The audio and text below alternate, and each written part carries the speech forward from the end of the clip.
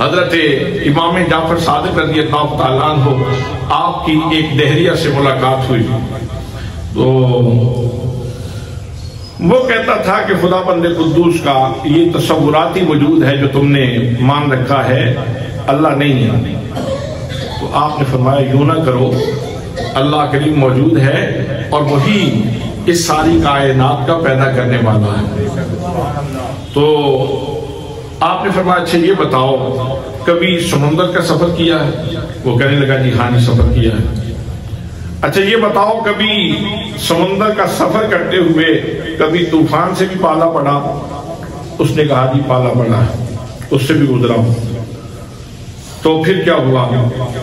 کہنے لگا پھر کیا بتاؤں، طوفان آیا اور جس کشتی پہ تھا وہ کشتی ٹوٹ گئی، ملا ڈوب گیا، اور پھر ایک تختہ مجھے ملا، میں اس تختے پہ بیٹھا تھا اور آگے جا کے لہروں نے وہ تختہ بھی مجھ سے چھین لیا، تو اب میں وہ لہروں کے تھپیڑے کھاتا ہوا بالآخر کنارے تک پہنچ گیا۔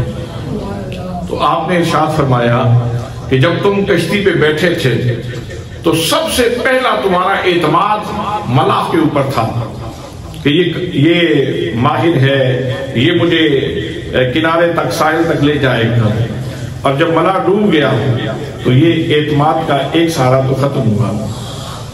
پھر تمہارا سہارا تھا کشتی کے اوپر، اور پھر جب کشتی بھی تھپیڑوں کی نظر ہو گئی اور ٹوٹ گئی تو پھر یہ اعتماد بھی ختم ہو گیا۔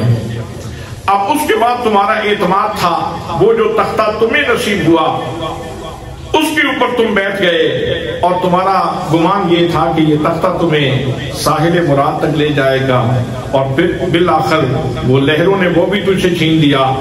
اب بتا جب سارے سہارے تیرے ٹوٹ چکے تھے اب کوئی امید کی کرن باقی تھی کہ تم ساحل پہ پہنچو گے کہ نہیں پہنچو گے؟ کوئی ساحل پہ پہنچنے کی کوئی امید تھی تمہیں کہ کنارے پہ لگ جاؤ گے؟ کوئی ایک سہارا ایسا بتاؤ۔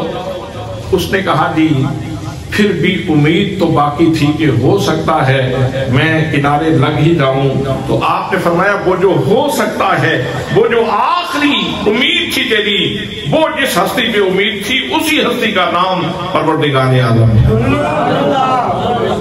اسی ہستی کو ہم خالق کائنات کہتے ہیں۔